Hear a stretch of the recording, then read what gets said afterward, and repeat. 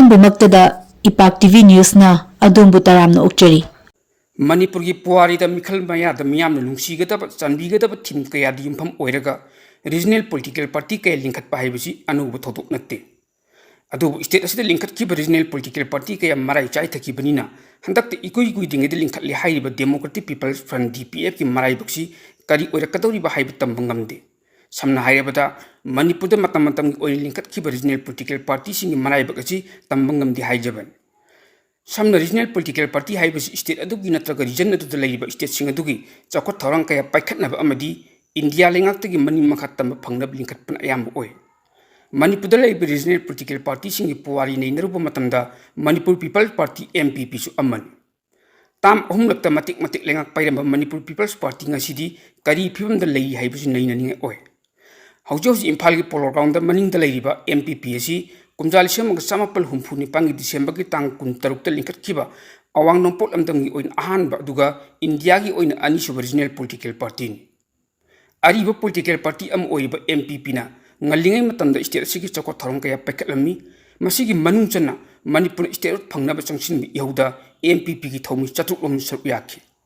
Kongtanga to the Mioka Pagatun Jelda Laki, Party as Sapong the Patagimiang with Chako Toronkaya Pekatnava, Junction Yahusin Maram Oirega. Manipur Mian Regional Political Party Oiriba, MPP ki Maui Yaninki. Masidagi Kumjalisam Sample Hundrani Toy Marskitang Kulumvedagi, Kumjalisam Sample Hundramari Marskitang Mari Pova, Lilong Assembly Constitution Bot Karakiba, Muhammad Alimuddin Mr. Oiba, MPP ki Chungshin Balenga Malaktuna, State Asig Oiba Chakotarong Kaya Mai Pakna Packet Pahoki. Hiram Masiki Matanga, XCM Alimuddin Lamdam Masida Pangtok Lamba Sintani Oiba Kutul Kaya, Piram Bagi Matanga. Munna Kanglaba Masak Naira Kayaga, EPAC TV News Akana Unaruba the Panglak report Karagi Matung Inadi,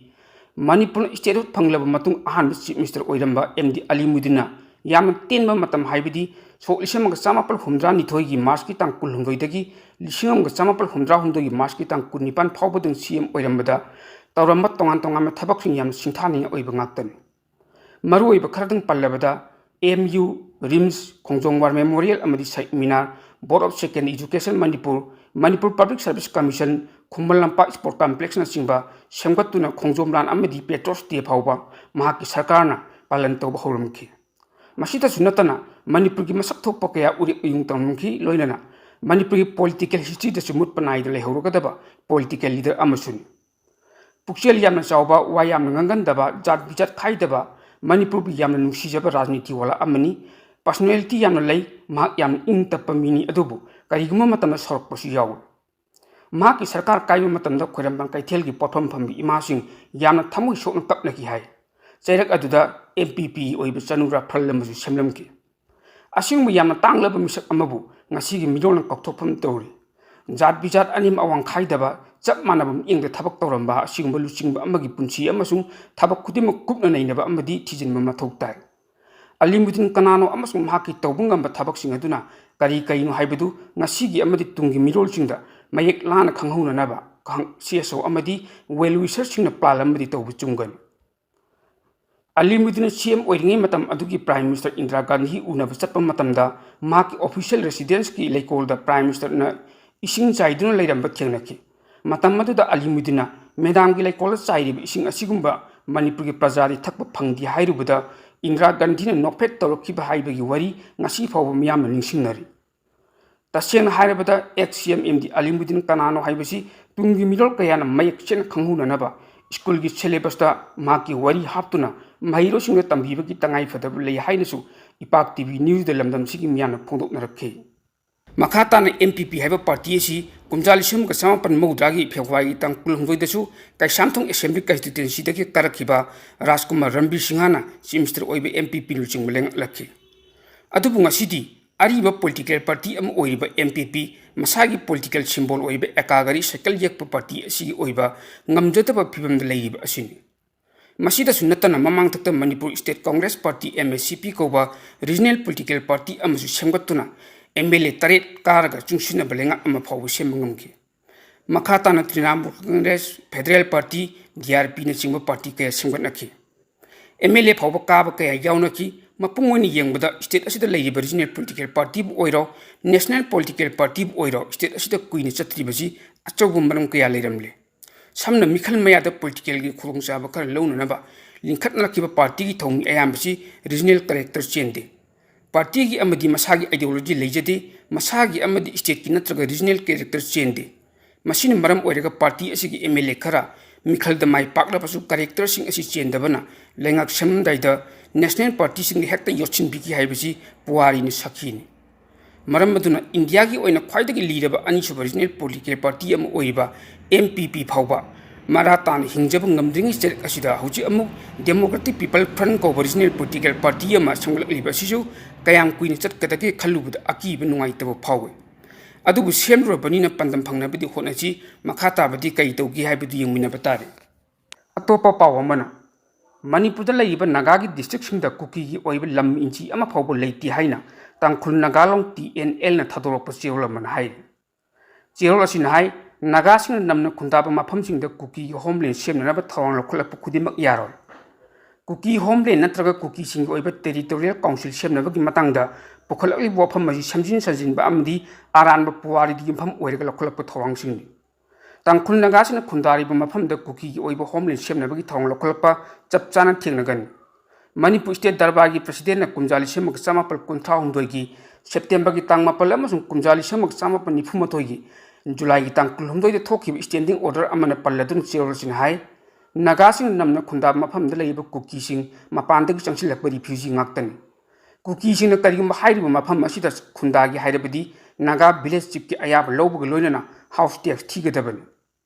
matam amada central government na Kukigi sing relief fund natraga refugee fund pibagi wafam su Ministry of Home Affairs ki cheol amada mayik sing na palli haina su tangkhul nagalong cheol sin haire Cherosin Makatan Hai, Central Government Pirakeba Refugee Relief Fund ki matangda, Cherosina, Kumjali Semaka Samapal Humpuni Pangi Megi Tang Tram Mangada, Koki Chip Sinki Oiba Mipama Makauduna, member Mangana Saba Koki Refugee Relief Committee Semkhre. IST Pakang Chairman Oiba Committee Aduda, Tanglob Haukip Amasung, Kahel Lumkibu Matangchit and Vice Chairman Amadi, General Secretary Oike. Koki National Organization KNO Amasung United People Front UPF na, Nagagi district sing da Kukigi ancestral land ni haina claim torokhi bagi matang da chiro sin hai Kukigi sing na samjin sajin be record amasung aran ba puari di yumpham oiraga Kukigi homeland semna bagi thawang lokhlakpan Kukigi sing di Burma da gi laklak mafam masida khunda khibani mafam toina hongdok hujin tawraga khunda ba Kukigi sing gi matang da mayek sing mafam sing yaw bu lai kaya marumsu hauzik leidi haina chiro sin makhatar li paw sing asi sa om oina mapalam gi paw khara update tawjage Hizbullah gi luchingba naim kasem na mahaki group na Israel na Kihallaga matamda khulai thadokpa natraga surrender tawbagi wafam leiti haina phungdokhre Kihanba sin aikhoibu surrender tawhloi kasem na Beirut ki kha thangba sababta Muslim gi oiba laininga mari lenaba suragi thoromga mari lenena mahaki supporter lising kaya da wangang da phungdokhiban Mamang sahida Israel amasung Hezbollah gi marakta lan haukraba matungda office pai kiba Lebanese luchingba sing November thada Israel gi ceasefire ngakthuk na bi demand tawkiba lei khulai paibagi matang da state municipality amadi ngang chatkani haina hanjin wasak bisu leigraban November thada ceasefire am tawna dun Israel amasung Hezbollah gi marakta nomai kapna blepnaki matam sangna Hezbollah gi luchingba lakhiba Hassan Nasrallah September thada Israel na hatkaba matungda group asigi luchingba oikiba Kasem na group asi oiba fighter sing khulai thadokloya amadi Israel gi operation hana semdokadabani hai wafam thamlakhi Sahi ahum hena Ukraine lan sokna dun lakhiba asina maram oiraga mioi lakh kaya sikhibaga loina na migi masing khamtheng hanthrakpadagi awaba mayokna ri Russia da sahi na uri binu pisina angang ama pokku matamda lupa lakh amamam piraga ni haina Vladimir Putin gi lengak na lothokre haina report amana haire ningsingba yabadi haukiba tha khargi mamangda Putin government sahi trani pargi mathakta lei binu pisina angang pokpada selgi mateng yauna government gi oiba khudongchaba kaya phangangani haina lothokpasu leiki Aduba handak ki Anouba lenga ki thausil asidi chahi trani pangi makhada leiba nupi singnasu angang ama pokpada lupa lakh ama piragani haina lothorakhiban haukiba kumja 2023 ki EPAC amagi matung inadi Russia da hana leiramba angang pokpagi ratio dagi khamtheng hantarakhiban chawrang Russia gi oina angang pokpagi changasi 2.05 oigedaba adu kumja 2023 dagi di sukna gi ratio si 1.41 khakta hantarakhiban मरम मदुना Russia की government लेबाक असिदा मीगी मसिंग हंथरलिबा अमदी लान मरम ओइरका मियो लाख कया सिखिबदगी मयोकनिबा अवाबा सिदगी ngakthopa ngamnanaba thawrang asi lokholakpani hairi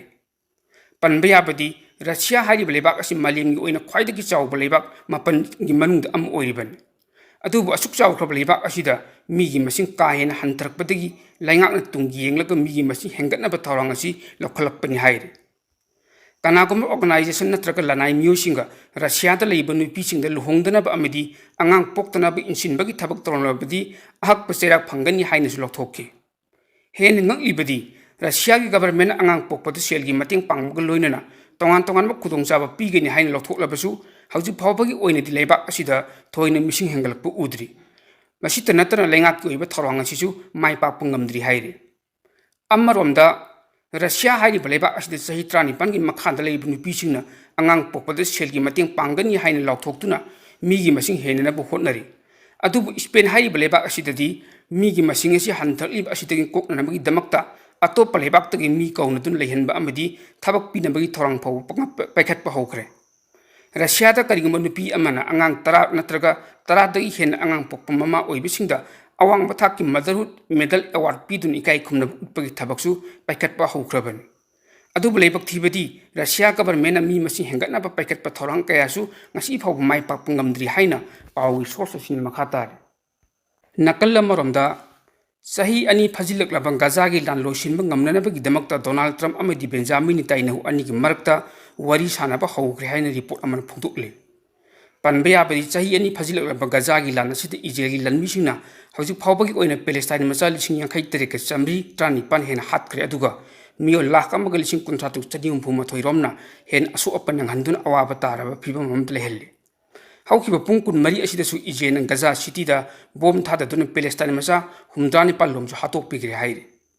नकलमरोमदना अमु गाजा की लाल असि लोसिनब होतनबसु इजरायल की लनमिसिन Gaza the air strike चथदुन लंदाबगी थबक्ति हौजिक फावबु lamp लेत्रि अदुबु लाल असि लोसिनब अकनब मोंगदा मलिंग लेबा कयादगी लापन मरम ओइरगा इजरायल की डेलीगेशन टीम अमा कतारद चतुना लाल लोसिनब वरी सानब हौरगनि हाइरे कतारद पांथोकतरब मिफम असिदा इजरायल की ऑफिशियल सिंग अमदी हमास की मकोक थोंगुल सिंगबसिंग सीजफायर की मतंगदा वरी सानगन निंगसिंग याबदी गाजादा सोकनैब लाल असि लोसिनबगी दमक्ता तंकक कया थोना वरी सानख्रबन लोइनना हमासना फाखिब इजरायल मचासिंग तंकक कया थोना थादोरखिबसु लेख्रबन अदुबु सीजफायर की अहुमसुब तंकक की वरी सानब हरप मतमदा नकल अनि की मरक्ति यानब प्रोपंगमनबदगी सीजफायर की मतंगदा वरी सानब माइ पाखिदबन हौजिकसु हमास की मखुत इजरायल मचा यांखैरोम फादुना लेरि हाइरि इजरायल मचा यांखैरोम असि मनुंगदा मियोय खरदी हातोकपिग्रे अदुगा खरा अमदि हिंगलंबा यारि हाइना थाजनरि चाइरक असिद इजरायल अमदि ईरान की लाल लोसिनख्रबसु लेबाक असिद लेरिबा अफगानिस्तान मचा कया ईरान थादोक्तुन चटखिगदबनि हाइना लौथोरकपदगी करम्बा अनौबा लाल अमग अमुक थोलक्कदगी हाइबगी मियामदा मिपाइबा पोकनबा हौरे हाइरे रिपोर्ट अमगी मतुंग इना जून था खक्तदा इजरायल चत्रखिबा अटैक अदुना मरम ओइरगा अफगान मचा लाख 2 हेन चटखिबा लेख्रबन हौजिकसु ईरान थादोक्तुन चत्रिबा अफगानिस्तान मचासिंग अथुबदि ईरान थादोक्तुन चटकदबनि हाइना लौथोरखिबन करिगुम्बा अथुब मतमदा ईरान लेब अफगानिस्तान मचासिंग चटखिद्रबदि फाब पुरनबरगी थबक चथरगनि हाइनाजु पावगी लिखुलसिन मखातारे अतोप पाव अमना अमेरिका की प्रेसिडेंट डोनाल्ड ट्रम्प चाउन मुक्नरप खक्त नतना बिलियनियर इलोन मार्क्सना make America great again MAGA हाइबो खलोंदा अमेरिका पार्टी हाइन मिंथोनब पॉलिटिकल पार्टी अम सेमख्रे इलोन मार्क्सना नौना लिंखलगलिबा पॉलिटिकल पार्टी असिदा हौजिक हौजिक लेबाक असिगी सेंजाव पाइबा मियो कया चंगलप हौग्रे निंगसिंगबा याबदी इलोन मार्क्सना अनुबो पॉलिटिकल पार्टी अम लिंखलगलिबा असि अमेरिका द लोन थुपना मियांगी मयोक्ता चथरिबा थबक थरमसिंग मुथत्पा ngamnanabagi pandamda लिंखलखिबनि हाइना इलोन मार्क्सना फोंदोरले